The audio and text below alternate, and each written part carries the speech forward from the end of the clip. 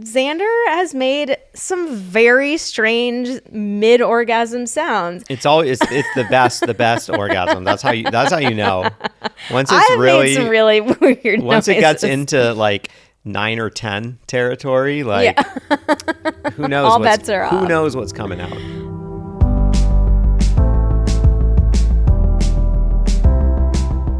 Hello and welcome to the Pillow Talks podcast. We're your hosts, Vanessa and Xander Marin. I'm a sex therapist with over 20 years of experience. And I'm just a regular dude.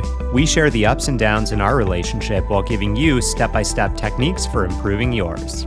Make sure you subscribe for your weekly double date full of totally doable sex tips, practical relationship advice, hilarious and honest stories of what really goes on behind closed bedroom doors, and so much more. It's the sex education you wish you'd had. ZocDoc is a free app and website where you can search and compare highly rated in-network doctors near you and instantly book appointments with them online. Go to ZocDoc.com/pillow and download the ZocDoc app for free.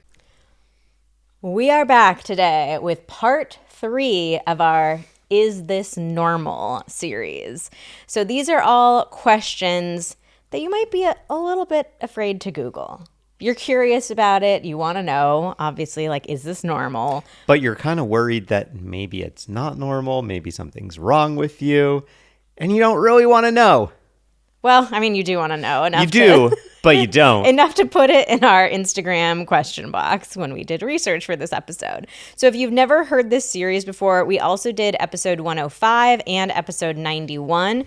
This is a brand new batch of completely different questions. So if you liked it, you can definitely go back and check out those episodes as well if you want to know more, is this normal kinds of questions. But today, we are getting into some good ones. So without further ado, we're going to get into this week's review of the week. Wow, this one is so synced up with the episode that we're doing. It might have been a coincidence. Our team is really, really on top of it and making it topical. This week's review is, thank you for making me feel normal. Vanessa and Xander, thank you for making me feel like I'm not the odd woman out. It is so easy to go down the rabbit hole of shoulds and is this normal when consulting with friends about your relationship. But listening to your podcast has given me such a healthier outlook on things, as well as the tools to have more effective communication with my partner. Pillow Talks has episodes for everyone to connect with, no matter the topic, no matter your situation. I wish I had found this podcast sooner. Oh, thank you so much for this review. It really does go such a long way in helping the podcast grow, helping us get in front of new people and help more couples. So we really appreciate you taking the time to leave a review. If you've never done it before, here's how you do it. You go over to the main Pillow Talks page on Apple Podcasts, scroll down to the bottom, and you'll see the review section there. You can just leave a quick review. It doesn't have to be long, just a couple of sentences. But as our way of saying thank you, once you leave a review, every week going forward, we automatically enter you into our Review of the Week giveaway. And if you hear your review read in an episode, you can reach out to us at info@vmtherapy.com and we will give you a prize. A very special prize that you are going to want to win. So thank you guys so much. We really rely on your support to help Pillow Talks grow. So thank you so much for helping the podcast. All right, let's get into it. Vanessa, first, I have a question for you that's not actually one of the questions that people left. But I'm going to start out with this. Is it normal to think that you must be abnormal when it comes to sex? Oh, good one. It's common to think that you are abnormal when it comes to sex. And that's because we just don't talk about sex that openly. I mean, that's why we're so passionate about what we do, why we're so passionate about this podcast, because there just aren't enough conversations out there. So everybody is left feeling like something is not right with them. They're not normal, they're broken or alone in some way. I think it's a normal human tendency to feel alone in pretty much anything we experience. But when you layer that with this taboo, not talked about topic like sex, it just makes you feel even more alone. I mean, I have definitely had the experience, even being in this field for over 20 years, I've had the experience of feeling like, ooh, is this normal? Like, am I the only one experiencing this? So It's common, but not normal. So here's my little secret is I hate the word normal when it comes to sex because I just don't think there is such a thing as normal. Like we all are unique, we all are different, we have different kinds of experiences. It would be very boring if there was like one normal version of sex that we all had. Like I can't even imagine what that would look like. So I don't really like the word normal. I don't think it's very helpful, but it is common to feel that way. Interesting. So it's like, it's more, what the more important question would be like, is this human that I am doing this thing? And well, the answer to that is always going to be yes, assuming you are assuming you're not an AI. You're an AI listening to this podcast. I mean, I wouldn't put it past any AIs. I mean, where are they going to learn about sex? True.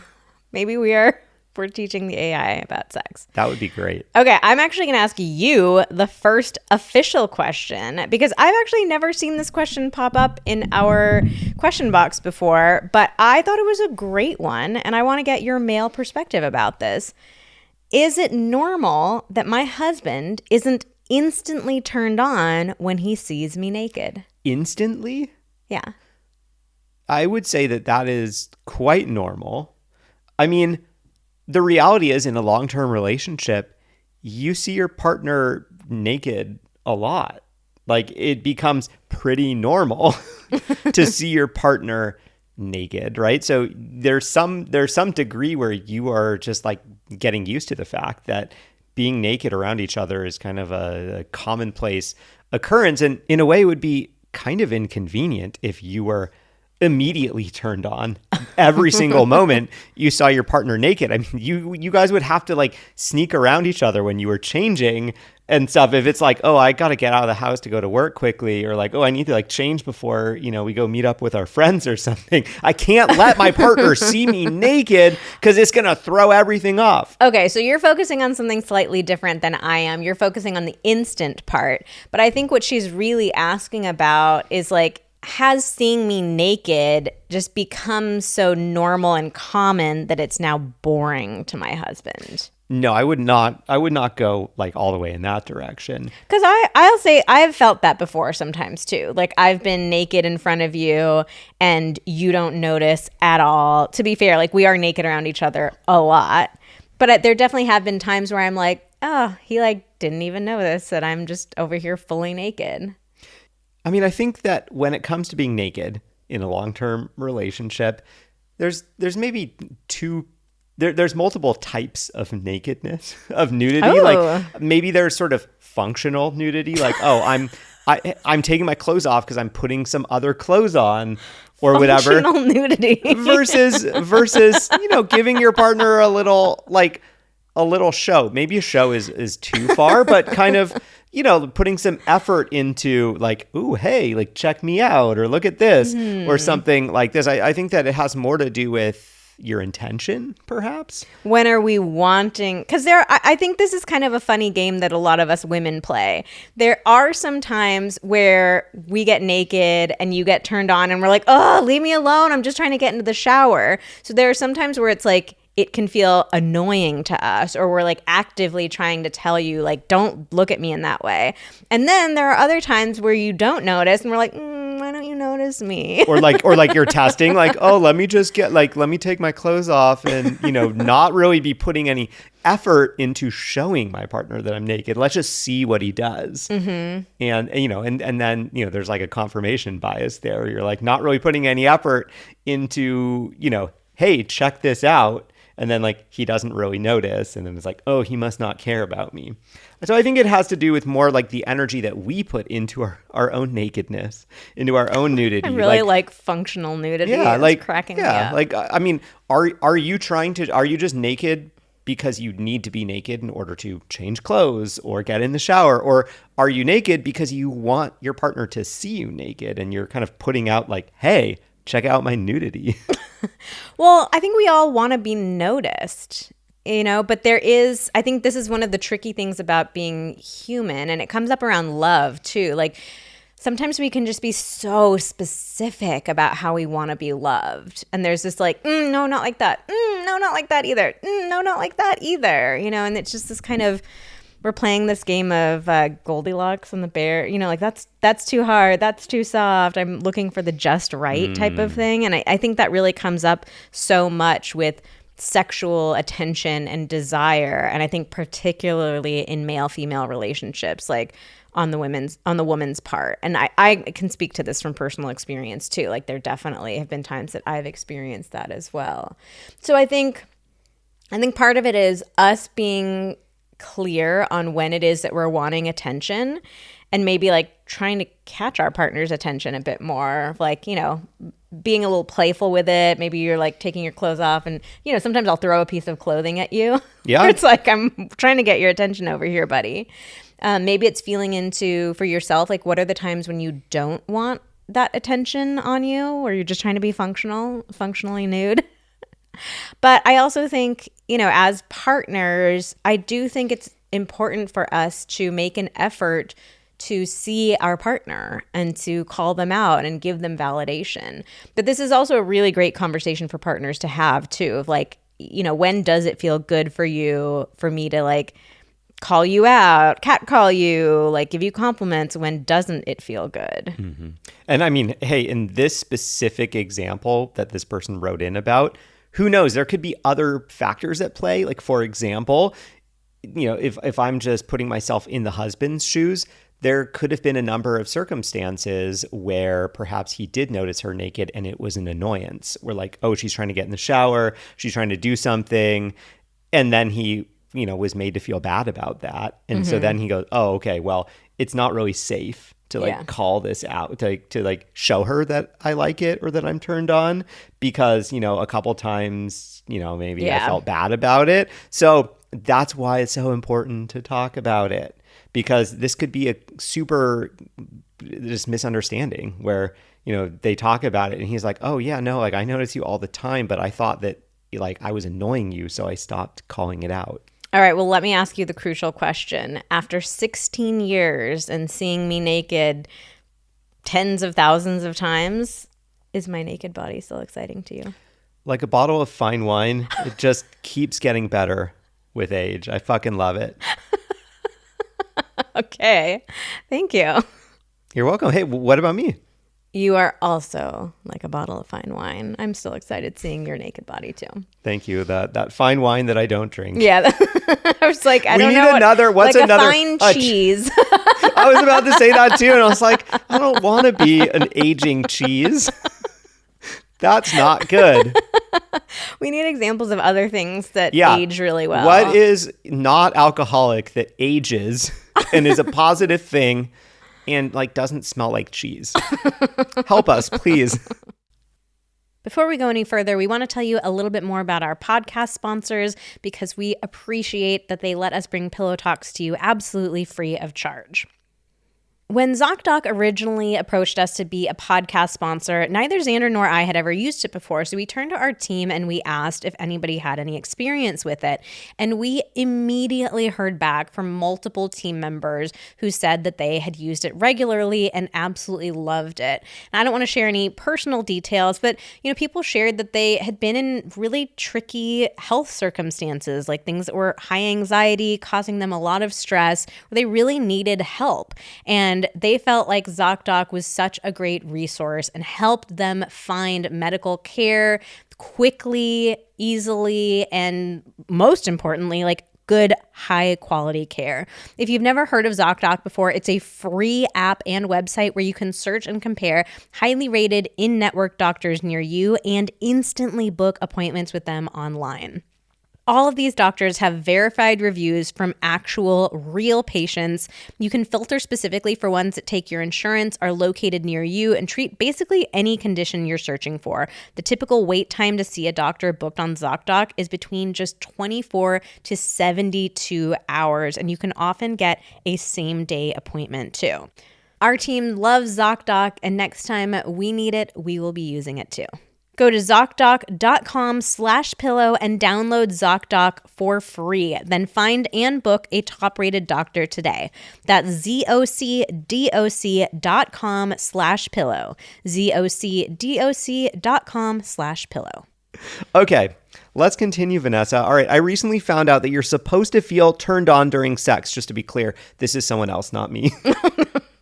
How do you know if you are turned on? So this is another question that I had to grab because I've never seen somebody ask it in this way. But sometimes it's really good to get back to basics. Yeah. Well, so first of all, the question honestly made me really sad. This idea that somebody has gone their entire sex life, like not understanding that they're supposed to like feel desire, supposed to want to have sex. It makes me super sad thinking about like how many times have they said yes to it or just gone along with it that they didn't actually want to have. And of course, if you're in circumstances like this, like the quality of the sex you're having is not going to be good. The connection to your partner is not going to be good. And it may even get into circumstances where it feels like unsafe or unwanted. So, my heart goes out to the person who asked this question. So, yes, you are supposed to feel turned on before and during sex. You're supposed to want the sex that you're having and feel excited about having it. Now, of course, this can vary. It's interesting because like this is one extreme, and on the other end of the extreme, is that how you say it? On the other end of the extreme? On the other end of the spectrum? Sure. On the other end of the spectrum, there's a different extreme on the other end of the spectrum where I think sometimes people put a lot of pressure on themselves to be very turned on for sex. And I think we've gotten to this point where we're actually putting so much pressure on desire that there's like more emphasis on desire than the actual enjoyment of it. So these are two ends of the spectrum, different extremes. So I think we need to be somewhere in the middle. There needs to be some amount of desire and excitement. There definitely needs to be consent, but it doesn't need to be this like overwhelming, intense, wildly passionate, uncontrollable kind of desire. All right, well, let's talk about what does it actually feel like? How do you know if you're turned on? I mean, I think like at a basic level, what I would say is feeling this desire, well, I guess like a desire for some kind of sexual activity, a desire for more, a desire to like really want to continue doing what you're doing or moving in the direction that you're moving. It's just like this feeling inside that you really want more of what you're having, or you are finding yourself really wanting some type of sex. I mean, I think there's a comparison that we can make here with hunger. Like, I typically don't like comparing hunger and desire because hunger is like a biological need. Like, we have to eat to survive. We don't have to have sex to survive. But I think it's the best example here. Like, you feel when you're hungry and you like want to eat something. You're feeling something inside that's telling you like, I need to find some food. So it's not like with desire, it might not feel super strong, but it's that a little bit of like, yeah, I want to connect with my partner in some way. It can be like physically, we're wanting some sort of physical release, we're wanting to physically feel pleasure and feel good. It can also be more like emotional intimacy. Like I want to have sex with my partner so I can feel close to them, so I can feel connected to them. There is also physiological arousal is a part of getting turned on. That's like things happening in our body to get us ready for sex, like getting an erection, getting wet. But with somebody who is really unfamiliar with the concept of being turned on, I want them to spend more time paying attention to their head. Like, what is it that they're wanting in their head? And I would also recommend, like, if this feels just like such a foreign concept to you, I think seeing a therapist or a sex therapist could be really beneficial. Again, because the consent issue is just so important. I don't want somebody like pushing themselves to have sex that they don't actually want to have. So doing a little bit of therapy to tap more into, because my guess is that if you don't have a strong sense of wanting, like knowing when you want sex, you probably also struggle with knowing what you want in other areas of your life.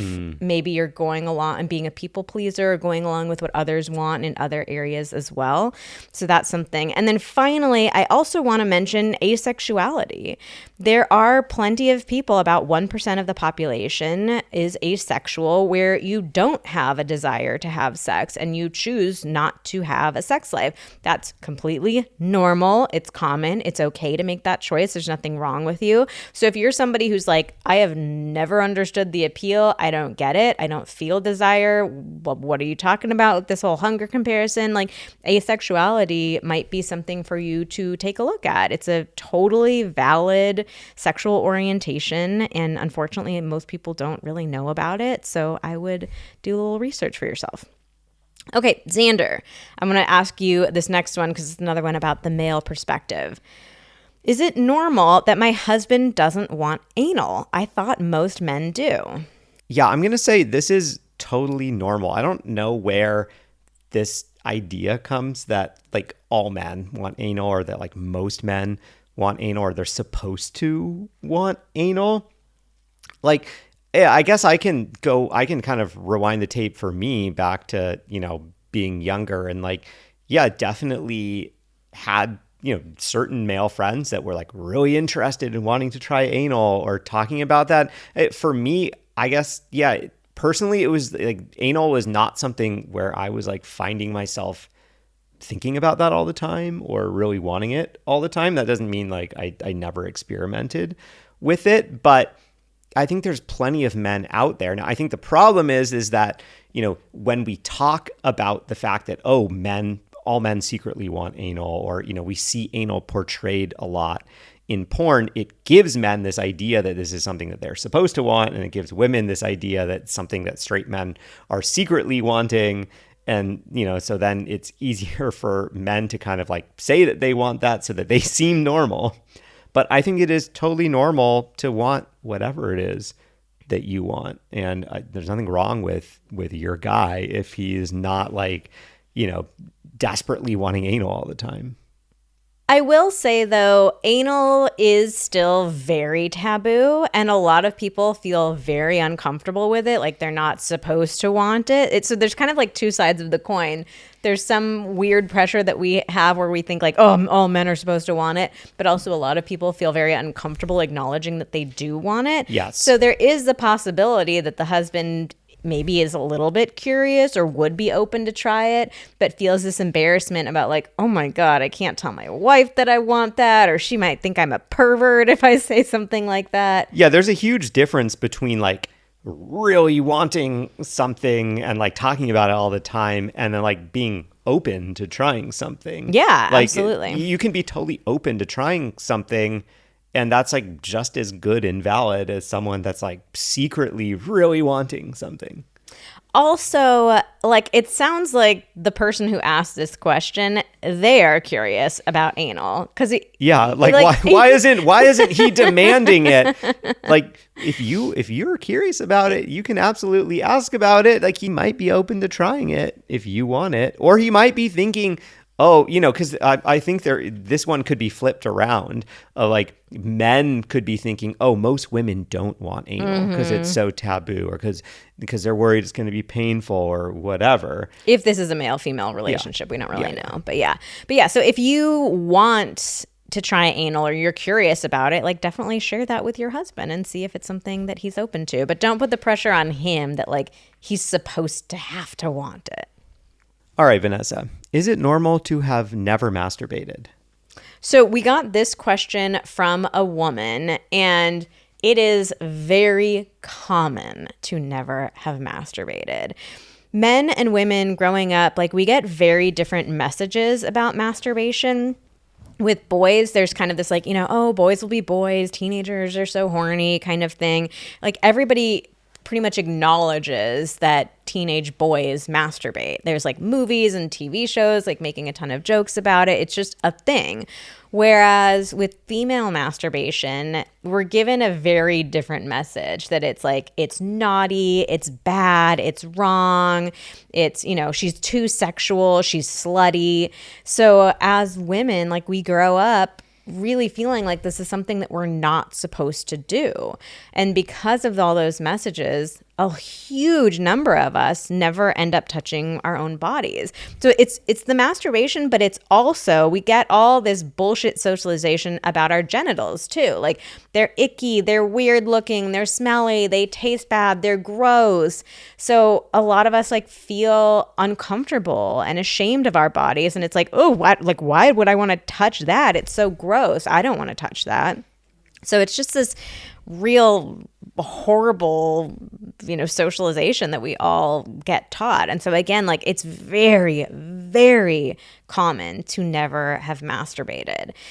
But it is also very important to masturbate. I heavily encourage everybody to explore masturbation. It's such an incredible experience to discover what your body needs to feel pleasure, to discover how to make yourself orgasm. It's so empowering. And especially if you've grown up being taught all this crap, like it's a very empowering experience to kind of take that back and say, like, screw this.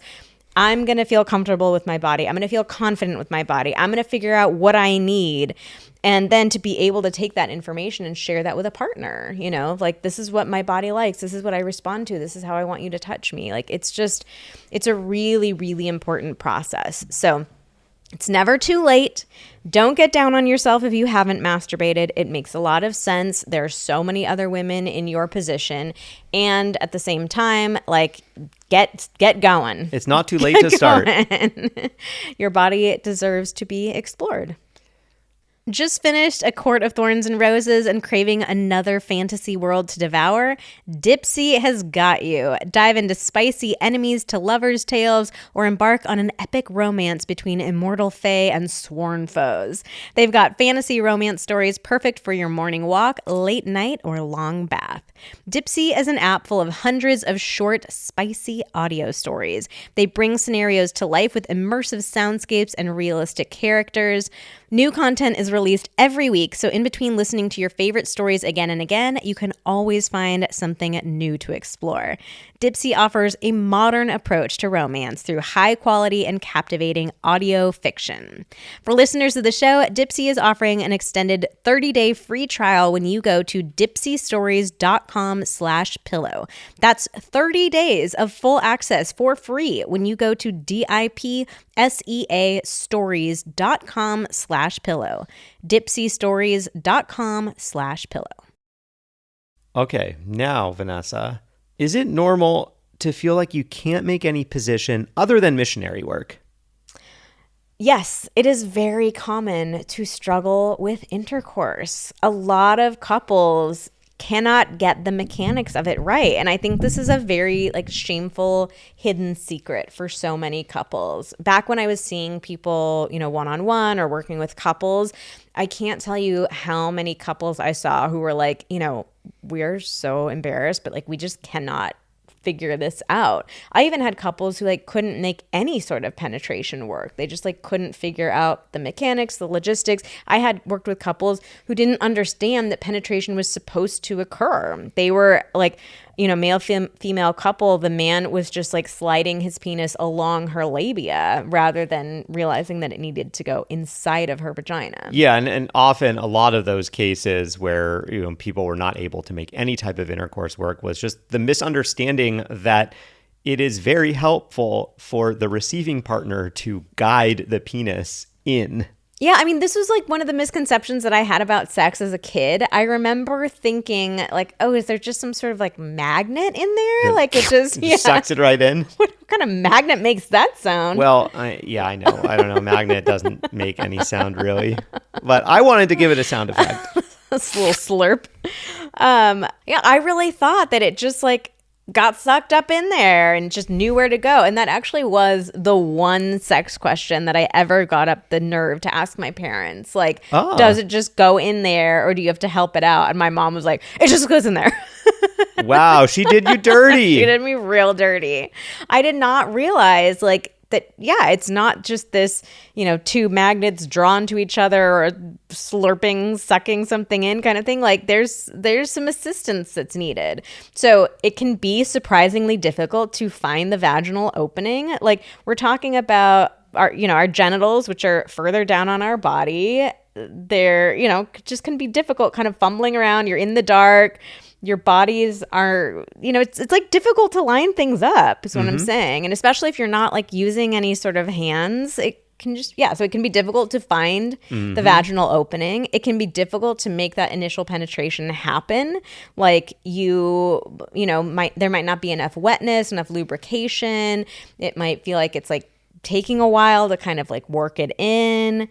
And then it can also be really easy for the penis to slip out as well. This is another big thing that people say is we can get it in and we start moving, but then we're slipping out all the time. A lot of times people are pulling their bodies apart too far. They're thrusting too much. They're like not working at the angle correctly. So it's just like popping out a lot. So all that to say, like, it is surprisingly common for couples to struggle to do intercourse properly. So if this is you, if you're having any sort of intercourse struggles, like, you are definitely not alone. It happens all the time.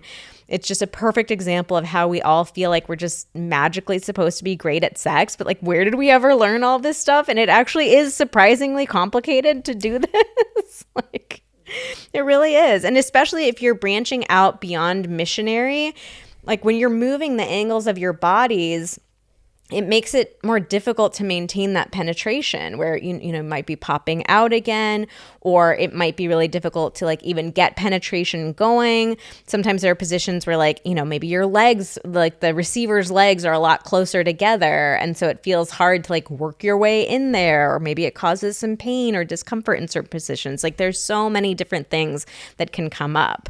Assuming you're able to just get it in, but then you're still struggling with making that position work, whether you're like slipping out or it just like seems like it's not really working. I mean, I think the first thing that I would try is just try less movement, more kind of grinding and less movement. I think a lot of us get this idea. Less of like the in and out thrusting. Yeah, I think a lot of us get this idea specifically from watching porn that it's supposed to be these like really extreme movements, like really in and out, or maybe even all the way out. And that is going to be harder. That is possible once you know what you are doing and you're feeling more comfortable and you guys are kind of moving in tandem with each other. But when you're just trying to figure it out, like, go for less movement. Just go for a little, you know, bump and grind. And I would also say another practical tip here is to go for positions that are slight variations on missionary, where like try moving, you know, your legs a little bit, try turning on your sides a little bit, rather than going for some like really crazy elaborate position. Like, just try making little adjustments, like go down on your elbows, up on your palms, move your body weight forward, like make little adjustments. That can help. But I also wanted to add this question. This was a different question that we got, but it, you know, these two could be related. Somebody else said, is it normal to not really feel a whole lot down there while doing the deed? So I wanted to talk about these two together because you can't make any other position work. I wondered if this person meant like, if by work they meant like it just doesn't really feel good. Or so like maybe have an orgasm. Yeah, the mechanics of it are fine, but it's like, I'm not really feeling much. So yes, it's not normal, but it's very common as a woman or as a vulva owner to not feel a whole lot down there while having intercourse. And this is another huge misconception about sex. Like, male-female couples, we are taught to believe that intercourse is the be-all, end-all of sex. Like, it's home base, it's the main event, it's always what we see sex, like in sex scenes on TV and movies, culminating in. Like, it's the intercourse. Yeah, it's where the orgasms come. But the reality is that intercourse is not the most pleasurable activity for 91% of women. And that all comes down to nerve endings. So when you're having intercourse, you are getting stimulation in your vagina. And the vagina just does not have a lot of nerve endings in it. I keep looking for a proper scientific tally of how many nerve endings are in the vagina, and I have yet to be able to find one. Whereas for a man or a penis owner, when you're having intercourse, you're getting stimulation on your penis, which is chock full of nerve endings, 2,000 to 3,000 nerve endings to be exact. So we are getting stimulation of a part of our body that just is not hardwired to feel very much sensation. So for us, sensation and pleasure and orgasm are all about the clitoris. The clitoris, remember I just said a second ago, the penis has 2,000 to 3,000 nerve endings. The clitoris has 9,000 to 10,000 nerve endings. Damn. That's like way more than the penis does. Jealous. Yeah. And something that most people don't realize is that the penis and the clitoris are actually made of the same tissues. It's called homologous structures. The tissues that make a penis are the same tissues that make a clitoris. But during intercourse, the clitoris is not getting very much stimulation. It's not really like a central part of the action. So the funny comparison that I always make is that intercourse for a woman, from a nerve ending standpoint, is like a man having his balls played with. Like, it might feel good, it might feel enjoyable, it might be exciting, but for the vast majority of men, it is not anywhere near enough stimulation to lead to orgasm. So if we had some weird alternate universe where intercourse was a man like rubbing his balls on a woman's clit, we wouldn't make men feel bad for not having orgasms or not feeling a lot of pleasure from this, right? It's like, oh yeah, like your penis is not at all a part of this. Of course this isn't super pleasurable for you. But we make women feel so bad, feel like something is wrong with us. We're broken. We're not normal if we don't feel a ton of sensation from intercourse. So it's just like this topic is one of the many things that'll get me up on my soapbox so quickly. Like, it is very, very normal to not feel a lot from intercourse. It's just how our bodies are like physiologically made. However, if you want to feel more during intercourse, there are a variety of ways, whether that is different positions or different things that you or your partner can do to invite the clitoris to the party a bit more. You should check out our next level. A bit more, a lot more. A lot more. How dare you? Oh, God, I undersold it. I'm sorry. Then you're going to want to check out our next level intercourse guide where we walk you through, 42 different positions and a whole lot of techniques for inviting that clitoris to the party, the entire party. And we're going to put the link in the show notes. We love this guide. We tried out every single one of these positions. We tried out So they are realistic. Yes, these are not like the insane positions that you find on the internet where you're like, where is the penis? Like, where is it supposed to be going? Yeah, we tried them all out. We figured out exactly how to get into these positions, how to get out of these positions, how to move in these positions, transition. how to transition, how to have little, variations within those positions. And you're going to want to check it out. So this kind of solves the problem of the first question of like struggling to make certain positions work. Like, we tell you literally exactly how to get in and out, because it can be a little complicated if you've never tried it before. And also to answer the second question of why you're not feeling very much during the deed. If you follow the advice we give in there, you're going to be feeling a hell of a lot more. Yeah, the guides really set out to level the playing field and to help you have intercourse that equally prioritizes both partners' pleasure, especially in male-female relationships where the odds are tipped so heavily towards the man's end currently. Like, we will really teach you how to have intercourse that is female pleasure focused and making sure you're both having a great time. So it's such a fun guide. Highly, highly recommend checking it out. And we will put the link to that in the show notes for this episode. All right, our next question is it normal to feel hornier with a full bladder? So this was also a question from a woman, and the answer to this is yes. So I know this might sound like a confusing thing. We get this question asked pretty frequently, and women are always super confused. Like, why would I be horny when I have to pee? Like, it doesn't make any sense. But the anatomy of our body is like, it does make sense. So the bladder, when it gets full, that's when we feel that sensation of needing to pee. The bladder like stretches out, and it can create pressure like in the surrounding areas. And so a really full bladder can exert some pressure on the internal structures of the clitoris, the internal legs of the clitoris, which can just create like a little bit of stimulation. Sometimes like the signals in our brain get a little bit crossed where it's like, oh, there's pressure down there. Like, oh, is this good? Are we like, going towards more? So it can just like create that a little bit of sensation or even just more awareness too. Like if your bladder's really full, you're more aware of your pelvic region. And sometimes just that awareness in and of itself can be like, oh, am I actually like kind of horny right now? Another common bladder question that we get is like, is it normal to feel like you have a stronger orgasm when your bladder is full? This also can happen for some women. So yeah, the bladder, it's just in that area. It can kind of contribute. It's not anything where I would say like force yourself to have a full bladder all the time. Like you don't want to like purposefully get a full bladder to like be horny or have a good orgasm. That doesn't sound like a good strategy. Yeah. I mean, do drink water. Definitely stay hydrated. That in and of itself can help your sex life more than like trying to actively get your bladder to be full. I'll also say that, as a guy, I've noticed as well that if I need to pee like a little bit and we're having sex, like I usually will come a little faster. And I don't know if it might be somehow similar as well for guys. I that's why I often try to pee before, because I'm not trying to have that, that additional pressure that maybe makes me not last as long. So that's something for guys to consider as well. Xander's hack for lasting longer. Yeah, empty your bladder. Yeah, empty your bladder. Okay, what about this, babe? Is it normal to get the ick from my husband who I truly love? Yes, this is very normal.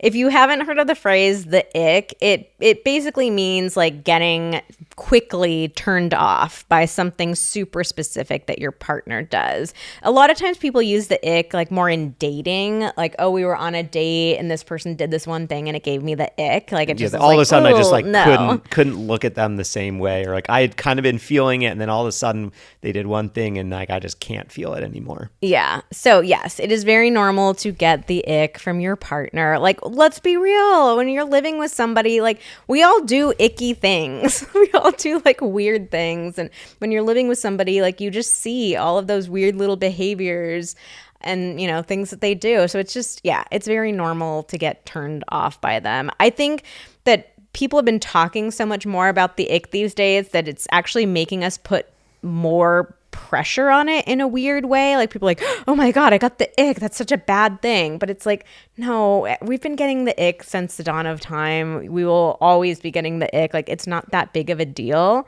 Like obviously if your partner is doing something big or serious that's like really upsetting you on a, consistent basis, that's different. But we're just talking about like kind of a little annoyance type of thing here. I mean, I would say if you are finding this happening quite frequently to you, I would probably ask yourself, are there things that your partner is doing that is blocking you from getting turned on or wanting to have sex with them? Whether that is them, not taking on enough responsibility in the household? Are they, not having enough emotional connection with you? Are they, are you guys getting in fights a lot? Like, are there things that are actually happening that are bothering you such that it would be a good idea to talk about those things? I just think that often though, the icks are just like, they're just random things that happen that aren't necessarily like laden with any sort of meaning. What is one thing that I do that gives you the ick? Okay, what is something that you do that gives me the ick? I'm struggling here. I know that there are things. I know. Oh, okay. I'm just so not icky. I thought of it. Okay. When you do the thing, when you have like a bug bite, when you have a bug bite and you look at me and start scratching, and you look at me and you're like, oh my God, I'm so itchy. Like you're looking for sympathy or something from me, but then you also won't stop itching it. I don't know why you're so bothered by me itching. That really does give you the ick. You don't like when I itch myself at all. No, it's fine if you're just itching yourself, but you like to show me. I don't think you like it. No, you like to. You're like, look at me, look at me itch, look at me itch. No, I only started doing that because you'd be like, don't itch your bug bites. It's bad. It just makes it itch worse. And I'm like, oh, but it feels so good to itch them, or like I can't not itch them. And now I just like kind of rub it in your face a little bit when I itch. Like I'm doing it anyways. All right. Well, what about me? What do I do that gives you the ick? When I'm trying to give you feed you a bite of food, you make I don't understand. Like It's like so gross the way that you try to bite it off my fork. Your mouth gets too wide. Your like tongue comes out. You're like trying to be weirdly sensual about it. No, but then you I'm like not. miss the bite somehow all the time too. It's so weird. You know what's so for weird sure to me? gives me the It's ick. incomprehensible to me how you think my mouth works. When you try to feed me a bite, you like the fork is always at like a weird angle. It's like not coming into my mouth straight. I have zero Because trust. I'm already icked out. I have zero trust that you know how to give me a bite of food, and I have to do this weird thing to eat the food. It's like you're like trying to fuck with me. Like, let me give this to you at the weirdest angle. I don't. So I wouldn't say that gives me the ick, but every single time I'm like, what are you doing? You know, it was one of the worst icks you've ever given me. It was so bad I had to put it in our book. When we went to the gas station and you pumped gas and then you went into the gas station store and bought Doritos and you come back out and you're like putting the chips in your mouth and fucking licking the flavor powder off your fingers. And I was like, you just pumped the gas. Like you just had your hand on that disgusting, disgusting gas pump. Whoops. And now you're licking nacho cheese powder off of your fingers. That was foul. I'll never forget that. Yeah, I'm really sorry for that. That's disgusting. That was gross. That was gross. And I just forgot what I had done. That was ick-worthy. Yeah, that's definitely that's like a gross man thing. For sure. Okay, it's time to take the focus off of me and bring it back to you, babe.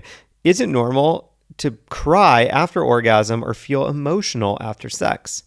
It is. And this is a pretty common thing that happens for a lot of people. I think a lot of people get freaked out by this because they're like, oh my God, why am I crying? A lot of us think of crying as a bad thing. A lot of us think of emotions in general as a bad thing. So people freak out like, why am I crying? Like that was a good experience. I enjoyed myself. Like nothing bad happened. Why all of a sudden am I like so intensely emotional? So of course, like crying and feeling emotional after sex, of course, can be a sign that like something bad happened, that, you know, you got triggered or there's just something that you didn't like about that experience. Of course that can happen. But in general, like if you're not actively aware that that felt bad, you're like, I'm happy, but why am I crying? That is very normal. And it doesn't mean that anything is like bad or wrong. Orgasm releases a lot of chemicals into our body, a lot of neurotransmitters and hormones and all sorts of stuff. And so it can just be like a very elevated time for a lot of us. And sometimes because of that release, it can lead to an emotional release as well. I think it can even be like an expression of love. Like you're just overcome in that moment where you're feeling really connected to your partner. You're feeling very close. So it's like, we can like cry happy tears. Yeah, or like after your team wins like the Super Bowl or the World Cup or, whatever, some big thing where you've been kind of like holding it in.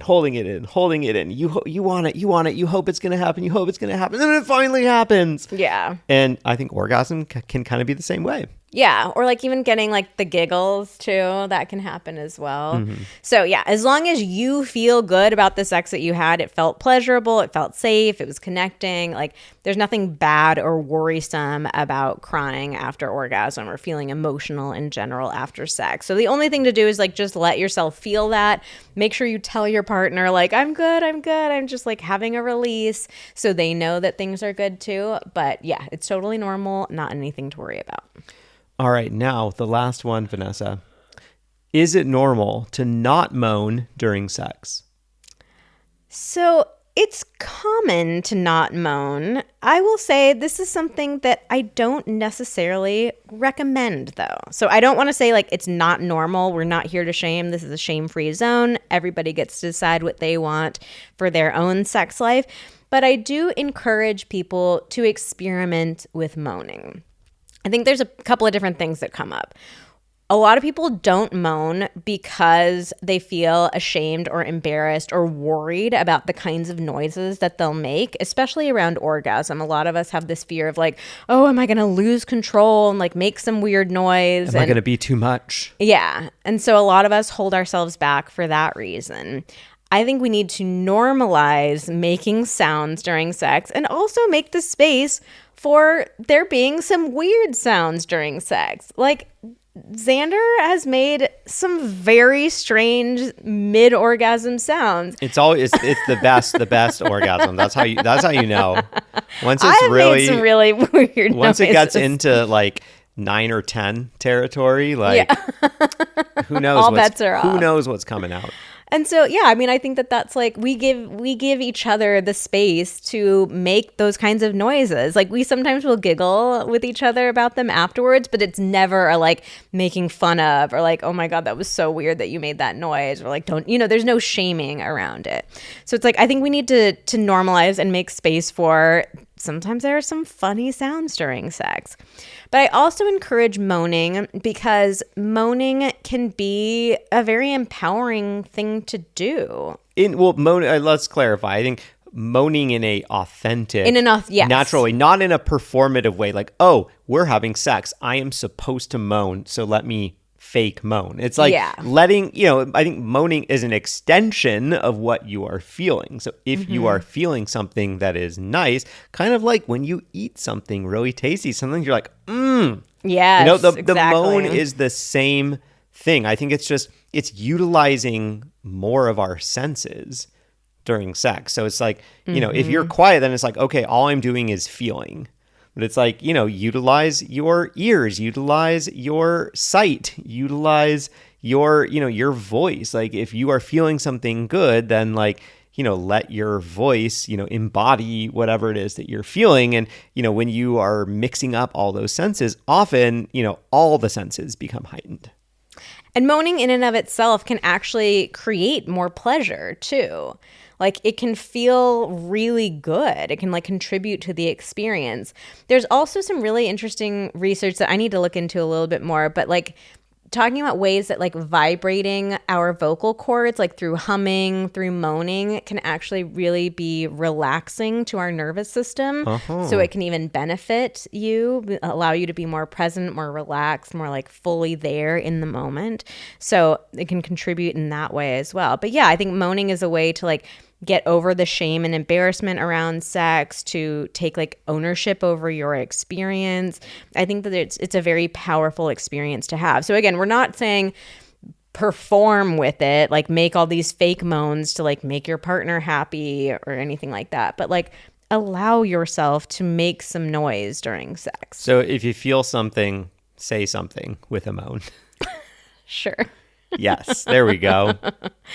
All right. Well, that wraps up episode 3 of Is This Normal? Let us know if you want to hear more of these. We actually have a long list of other questions that we did not have the chance to get to today. So we've already got a part 4 ready to go. Let us know if you are interested in more Is This Normal?